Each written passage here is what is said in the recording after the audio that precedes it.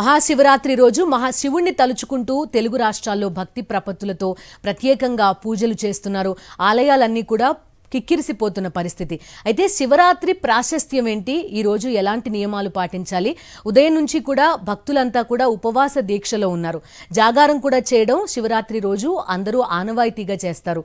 ఎలాంటి నియమాలు పాటించాలి? మనతో పాటు మాట్లాడడానికి ప్రముఖ ఆధ్యాత్మికవేత్త డాక్టర్ బాచంపల్లి సంతోష్ కుమార్ శాస్త్రి గారు జూమ్ ద్వారా జాయిన్ అవుతున్నారు. నమస్కారం అండి. నమస్కారం అమ్మా. నమస్కారం అండి. సో ఈ రోజు శివరాత్రి, అందరూ కూడా శివనామస్మరణతోటి తరించిపోతున్నారు. ఉదయం నుంచి ఉపవాస దీక్షలు చేస్తున్నారు. మీరు శివరాత్రి ప్రాశస్త్యం ఏంటి, ఇవాళ ఎలాంటి నియమాలు పాటించాలి వివరిస్తారా? తప్పకుండానమ్మా. ముందు సాక్షి టీవీ ప్రేక్షకులందరికీ మహాశివరాత్రి పర్వదిన శుభాకాంక్షలు, ఆశీస్సులు. మహాదేవ మహాదేవ మహాదేవ దయానిధే భవానేవ భవానేవ భవానేవ గతిర్మమ. దేవతలందరిలోకెల్లా గొప్పవాడు కాబట్టే మిగతా వారంతా దేవుళ్ళైతే ఒక్క శంకరుడు మాత్రం మహాదేవుడు అన్నారు. అటువంటి మహాదేవుడు సాంబ సదాశివుడిగా, చంద్రమౌళీశ్వరుడిగా, మృత్యుంజయుడిగా, గంగాధరుడిగా, వృషభవాహనుడిగా, నందకేశ్వరుడిగా ఇలా అనేక సగుణ సాకార ఆకారాలతో విరాజమానుడైనటువంటి ఆ పరమేశ్వరుడు ఈ రోజున ఈ మాఘమాస కృష్ణపక్ష చతుర్దశి ఈ అర్ధరాత్రి సమయాన ఈ విశ్వమంతా అద్భుతంగా ప్రకాశించేటువంటి ఒక మహాజ్వలన స్తంభ లింగాకారంలో ప్రాదుర్భవించబోతూ ఉంటే, ఆ లింగాకారంలో ఈశ్వరుడు అవతరించినటువంటి ఉత్కృష్టమైనటువంటి రోజే మహాశివరాత్రి పర్వదినం. మనకు సంవత్సరంలో 12 శివరాత్రులు ఉంటాయమ్మా. వాటిని ప్రతి నెల కృష్ణపక్షంలో వచ్చే చతుర్దశిని మహాశివరాత్రి అంటారు. మామూలుగా మాస శివరాత్రి అనే పేరుతో పిలుస్తారు. కానీ మాఘమాసంలో వచ్చేటువంటి కృష్ణపక్ష చతుర్దశిని మాత్రం మహాశివరాత్రి అంటారు. దీనికి సంబంధించినటువంటి ఒక శ్లోకం మనకు స్కంధ పురాణంలో, శివపురాణంలో కనిపిస్తూ ఉన్నది. చాలా అద్భుతమైనటువంటి శ్లోకం. మాఘ కృష్ణ చతుర్దశ్యాం ఆదిదేవో మహానిషి శివలింగతయోద్భూతః కోటి సూర్య సమప్రభః. కోటి సూర్య సమప్రభలతో జ్వలన స్తంభాకారంలో నిరాకార నిర్గుణ పరంధాముడు సగుణ సాకార సుందర వదనారవింద సౌందర్య స్వరూపముతో ఈ విశ్వమంత ప్రకాశించేట్టుగా సద్యోజాత అఘోర వామదేవ ఈశాన తత్పురుష పంచముఖ పరమేశ్వరుడు ఒక మహాలింగాకారంలో ప్రాదుర్భవించేటువంటి అతి విశేషమైనటువంటి పుణ్యప్రదమైనటువంటి అద్భుతమైనటువంటి పర్వకాలం ఏదైతే ఉందో మహాశివరాత్రి. జన్మకొక్క శివరాత్రి చాలు అనేటువంటిది నానుడి. అంటే ఈ జన్మలో మనం తరించాలి అంటే ఏం చెయ్యాలి అంటే, ఒక్క శివరాత్రి నాడు ఉపవాసం చేసి, జాగారం చేసి, శివారాధన చేస్తే ఇక మరల వాడికి పునరపి జననం, పునరపి మరణం, పునరపి జనని జఠరేశయనం, వాడికి తల్లి గర్భంలో మరల పుట్టాల్సినటువంటి పని లేకుండగా ఆ కైలాసంలో సాంబ సదాశివుడితో ఆనంద స్వరూపంతో సకలమైనటువంటి అద్భుతమైనటువంటి మోక్ష పథాన్ని కూడా పొందడం జరుగుతుంది. కాబట్టి అటువంటి జీవుడు శివుడయ్యేటువంటి అద్భుతమైన రోజే మహాశివరాత్రి పర్వదినం. మనలో ఉన్న అహంకారాలను, మనలో ఉన్నటువంటి వికారాలను, మన లోపల ఉన్నటువంటి అనేక బలహీనతలను వదిలిపెడితే జీవుడు శివుడవుతాడు. కాబట్టి జీవుడు తన బలహీనతలను వదిలిపెట్టి శివుడు కావటానికి కావలసిన సాధన ఏదైతే ఉందో ఆ సాధన ఉత్కృష్టంగా చేయటానికి మనకు పెద్దలు పెట్టినటువంటి అద్భుతమైనటువంటి రోజు మహాశివరాత్రి పర్వదినం. కాబట్టి ఈ రోజు మనలో ఉన్నటువంటి బలహీనతలన్నీ పక్కన పెట్టడానికే. అందుకే రోజు ఆహార పదార్థాలు తింటాం, ఆహారం లేకుండా ఉండలేం. కానీ మనస్సును లాగేటువంటి ఆహారాన్ని కూడా ఈ రోజున పక్కన పెట్టాలి. ఏ ఆహారము లేకుండగా ఇంద్రియములన్నింటినీ కూడా కొంత వాటిని కంట్రోల్ చేస్తూ, అంటే ఇంద్రియములు పైకి లెవ్వకుండగా మన లోపల కామము, క్రోధము, లోభము, మదము, మాత్సర్యాది అరిషడ్వర్గం అనేటువంటిది పీడించకుండగా మనముగా దేవుడిగా మార్చుకునేటువంటి అద్భుతమైనటువంటి సాధనా దివసమే ఈ మహాశివరాత్రి పర్వదినము. కాబట్టి ఈ రోజు పశువులు కూడా శివరాత్రి వ్రతం చేస్తాయి అని మనకు స్కంద పురాణంలో ఒక అద్భుతమైనటువంటి కథ కూడా చెప్పడం జరిగింది. కాబట్టి సాంబ సదాశివుడి యొక్క ఆరాధన, అందుకే ఆయన పేరేమిటి అంటే పశుపతి, ఎందుకంటే మనమందరం కూడా పశువులమే. అందులో శివారాధన అంటే గుర్తు పెట్టుకోవలసింది ఏమిటి అంటే, శివుడంటే ఏదో లింగాకారంలో ఒక దేవాలయంలోనే ఉంటాడు అని అనుకోవద్దు. మనం నడిచే నేల, పీల్చే గాలి, తాగే నీరు, విహరించే ఆకాశము, ఇవన్నీ కూడా శివస్వరూపాలే. కాబట్టి అష్టమూర్తి స్వరూపంతో 8 రూపములతో ఈ చరాచర అండ బిండ బ్రహ్మాండములన్నింటినీ కూడా వ్యాపించి అద్భుతమైనటువంటి తన తత్వంతో మనందరిని అనుగ్రహిస్తున్నటువంటి మహాదేవుడు, ఈశ్వరుడు చంద్రమౌళీశ్వరుడమ్మ. ఓకే, ఒక్క నిమిషం అండి. తెలుగు రాష్ట్రాల్లో శివరాత్రి శోభ ఎలా ఉంది అనేది కూడా మేము చూపించే ప్రయత్నం చేస్తున్నాం గురుగారు. ఒక్క నిమిషం, ఒక్కసారి నేను వైజాగ్లో ఎలా ఉందో చూపించి మళ్ళీ మీ దగ్గరకు వస్తానండి. సో ఒక్కసారి మనం వైజాగ్ వెళ్దాం. శివనామ స్మరణతోటి బీచ్ ప్రాంతం అంతా కూడా మార్మోగిపోతుంది. అక్కడ ఎలాంటి సందడి ఉంది, మా ప్రతినిధి అనిల్ లైవ్లో సిద్ధంగా ఉన్నారు, మరిన్ని వివరాలు అందిస్తారు. అనిల్ చెప్పండి.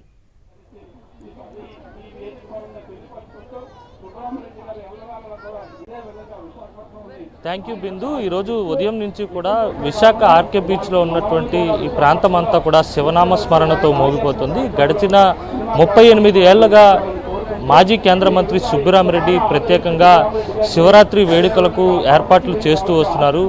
మహాకుంభాభిషేకంతో పాటు కోటి లింగాలను ఏర్పాటు చేయడంతో పాటు వచ్చేటువంటి భక్తులందరి కోసం సౌకర్యార్థం ఎటువంటి ఇబ్బందులు కలగకుండా ప్రత్యేకమైనటువంటి అభిషేకాలు చేసుకోవడం కోసం ఇక్కడ ఏర్పాట్లు చేస్తుంటారు. ప్రతి ఏడాది మాదిరిగానే ఈ ఏడాది కూడా వేలాది మంది భక్తులు ఇక్కడికి వచ్చి ఈ శివరాత్రి వేడుకల్లో పాల్గొని నేరుగా ఆ మహాశివుడికి అభిషేకం చేసి తమ ఆధ్యాత్మిక చింతనతో ఇక్కడి నుంచి వెళ్తున్నటువంటి పరిస్థితి అయితే ఉందనే చెప్పాలి. మనం ఒకసారి విజువల్స్లో చూడొచ్చు.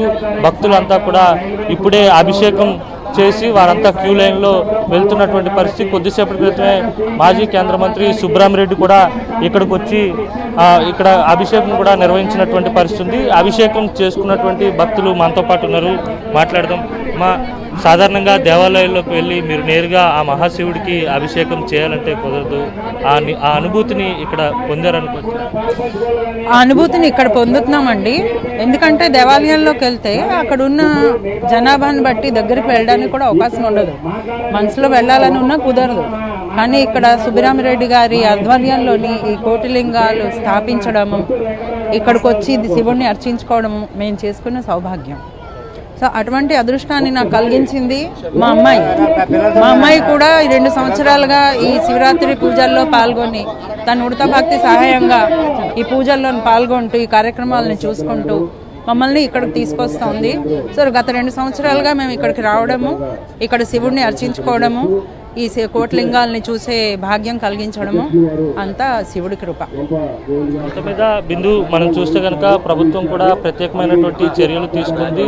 ఎటువంటి అవాంఛనీయ సంఘటనలు జరగకుండా భారీ బందోబస్తును కూడా ఏర్పాటు చేసి క్యూ లైన్లో భక్తులందరినీ కూడా పంపిస్తున్నటువంటి పరిస్థితి ఉంది. ఇక్కడ ఒకసారి మనం మరో భక్తుడితో మాట్లాడదాం. ఒకసారి మనం విజువల్స్లో చూడొచ్చు.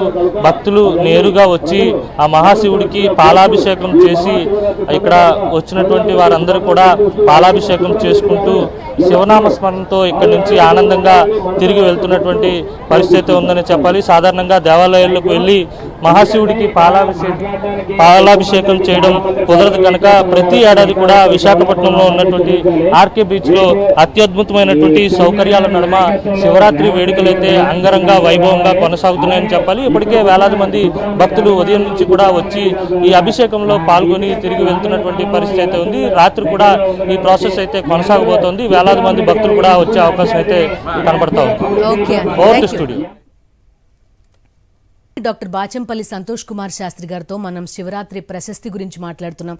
గురుగారు, మీరు ఇంతకు ముందు చెప్పారు సాధనకి అనువైన రోజు, ఇంద్రియాల మీద కంట్రోల్ తెచ్చుకోవడానికి అనువైన రోజు అని. అయితే చాలా మంది చూస్తుంటాం రాత్రిపూట ఒక సినిమా పెట్టుకుని చూస్తూ మేము జాగారం చేసామని చెప్పుకోవడం. ఎలాంటి నియమాలు పాటించాలి శివరాత్రి రోజు? శివనామ స్మరణతో పాటు ఏమేం చేయొచ్చు? సింపుల్ మెథడ్స్ ఏమన్నా చెప్తారా ప్రేక్షకుల కోసం? తప్పకుండానమ్మా. దీనికి శివరాత్రి వ్రత విధానం అనేటువంటి పేరుతో మనకు పురాణ గ్రంథాలన్నీ కూడా ఒక అద్భుతమైనటువంటి పద్ధతిని, అంటే భారతదేశంలో మాధవుడు కావటానికి, అంటే ఇక్కడ మనకు దేవుడు ప్రత్యేకంగా ఎవరో కాదు, ఇక్కడ ఉన్నటువంటి జీవుడే దేవుడు కావచ్చు, కాబట్టి నువ్వే దేవుడివి అనేటువంటి ఒక విశేషమైనటువంటి తత్వమును అనుభవంలో ఇచ్చేటువంటి సాధనలే మన పండుగలన్నీ కూడా.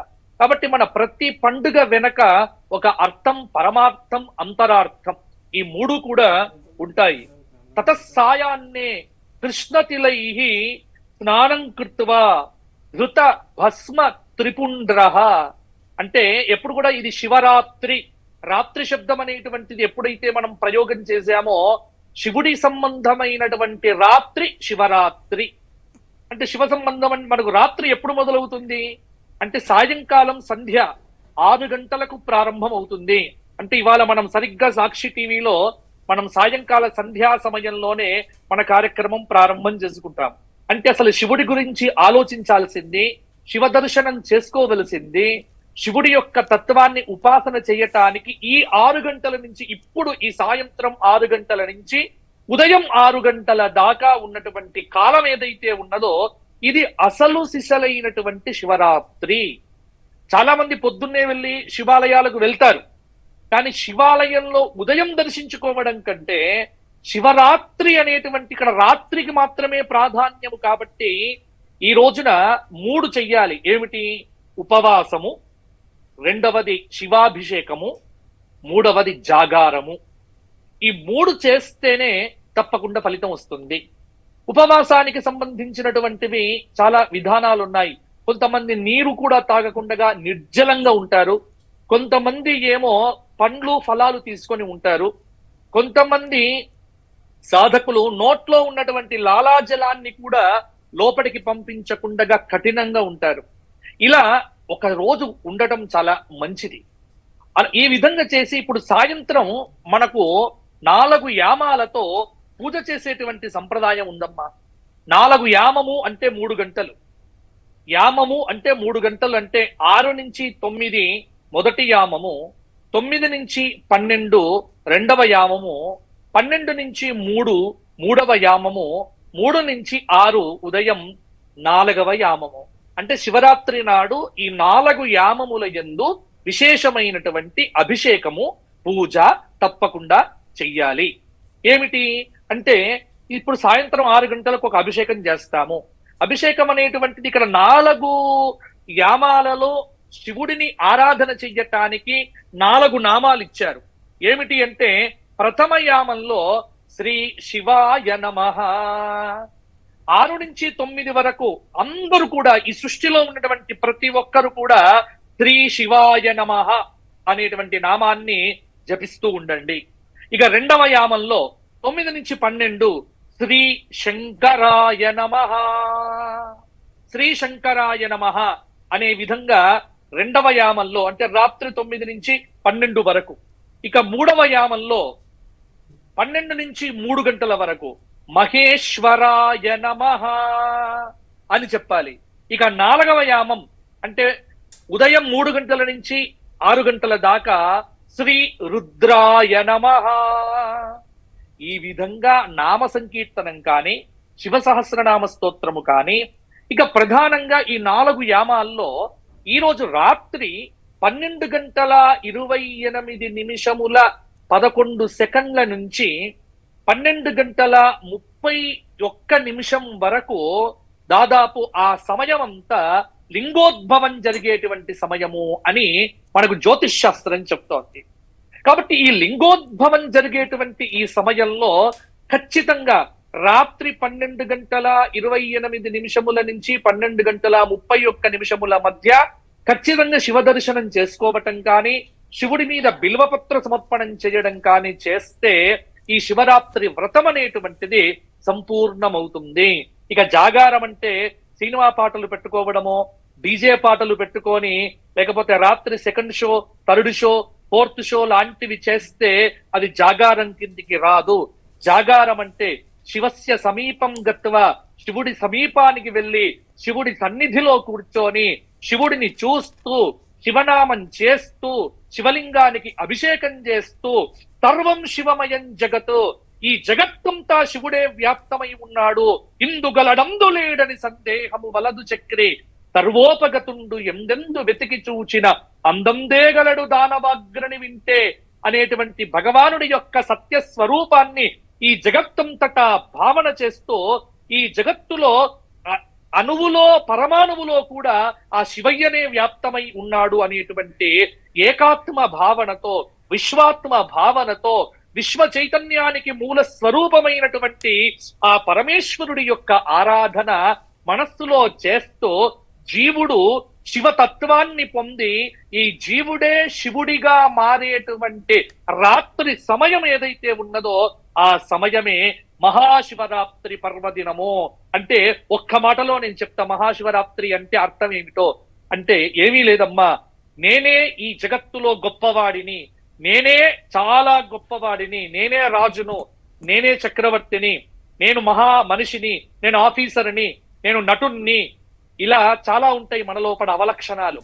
నువ్వేవీ కాదు, నేను కర్తను కాను అనేటువంటి అహంకారాన్ని విడిచిపెట్టి వివేకవంతమైన ప్రజ్ఞ కలిగి ఉన్నది ఒక్కడే శివుడు, నేను ఎక్కడ కూడా లేను అని తన అహంకారాన్ని, తన మమకారాన్ని, తన వికారాలన్నింటినీ కూడా ఈ మొత్తం త్యాగం చేసి సర్వం శివమయం జగత్తు అనేటువంటి భావనను కనుక పొందగలిగితే ఆ రోజు మహాశివరాత్రి అవుతుందమ్మా.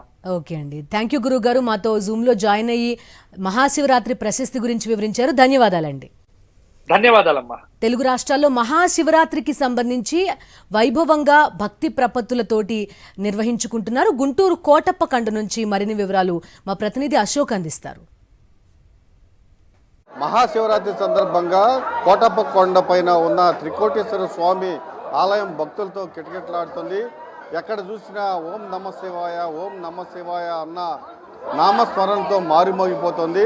ఉదయం నుంచి దాదాపు ఇప్పటి వరకు 2 లక్షలకు పైగా మంది భక్తులు స్వామివారిని దర్శించుకున్నట్లు కూడా అధికారులు అంచనా వేస్తున్నారు. అయితే గంటకు భక్తుల రద్దీ పెరుగుతూ ఉంది. ఈ రోజున మహాశివరాత్రి సందర్భంగా బ్రాహ్మీ ముహూర్తంలో బిందు తీర్థం తీసుకుని వచ్చి స్వామివారికి తొలుత ఫస్టు అభిషేకం చేయడం జరిగింది. అదే ప్రకారంగా తరువాత ఈ యొక్క అభిషేకాలు భక్తులందరికీ కూడా అభిషేక మండపంలో అభిషేకం చేయించి అదే టికెట్ మీద స్వామివారి దర్శనానికి పంపిస్తున్నారు.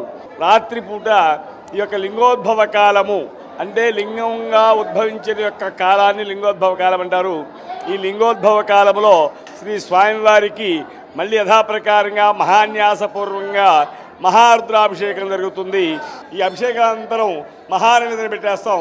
దర్శనాలు మాత్రం ఈ రాత్రి మొత్తం కూడా తెల్లవారులు కూడా యథాప్రకారంగా రేపు మధ్యాహ్నం వరకు కూడా యథా ఈ క్యూలెన్స్ మొత్తం కూడా సాగుతూనే ఉంటాయి.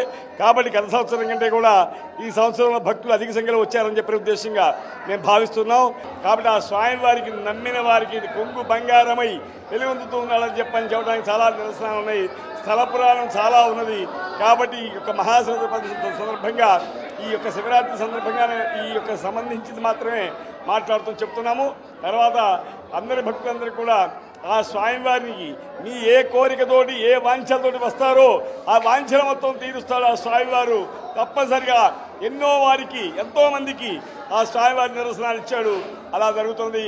మేము దాదాపు గత 50 సంవత్సరాల బట్టి సర్వీస్ చేస్తున్నాం. 50 సంవత్సరాల్లో ఎన్నో అనుభూతులు జరిగినాయి. కాబట్టి ఈ భక్తులు ఎవరైనా సరే ఆ స్వామివారిని కొలుచుకొని కోరికలు కోరుకుంటే తప్పకుండా తీరుస్తాడు. రెండోది, మామూలుగా అభిషేకం చేయించుకుంటే 10 రెట్లయితే ఒక ఫలితం అయితే మామూలుగా మహాశివరాత్రి రోజు చేసుకోవటం 100 రెట్లు, అదే మహాశివరాత్రి రోజు చేసుకోవటం 1000 రెట్లు యొక్క ఫలితాన్ని ఇస్తుంది మహా అభిషేకం. కాబట్టి ఈ రోజున అభిషేకం చేసుకొని అదే ప్రకారంగా దర్శనం చేసుకోవడం అనేది చాలా మహోన్నతమైన యొక్క పర్వదినం ఇది. కాబట్టి 11 మహాశివరాత్రి తర్వాత ఒక మహాశివరాత్రి వస్తుంది ప్రతి సంవత్సరం కూడా. త్రయోదశితో కూడిన చతుర్దశి రోజు మాత్రమే ఈ మహాశివరాత్రి జరుగుతుంది కాబట్టి చాలా విశేషమైన ఫలితం ఉందని చెప్పని తెలియజేస్తున్నాను. ఉదయం నుంచి 2 లక్షల మందికి పైగా భక్తులు తరలి వచ్చారు. రాత్రికి ఇంకా ఇది రెట్టింపు అయ్యే అవకాశం ఉంది అని అర్చకులు చెప్తున్నారు. ఖచ్చితంగా ఈరోజు చాలా దివ్యమైన రోజు. ఇలా ఈరోజు కనుక స్వామివారిని దర్శించుకుంటే ఉన్న దోషాలు ఖచ్చితంగా తొలగిపోయి మంచి జరుగుతుందని కూడా చెప్తూ ఉన్నారు. కెమెరామెన్ భాషతో అశోక్, సాక్షి టీవీ, కోటప్పకొండ.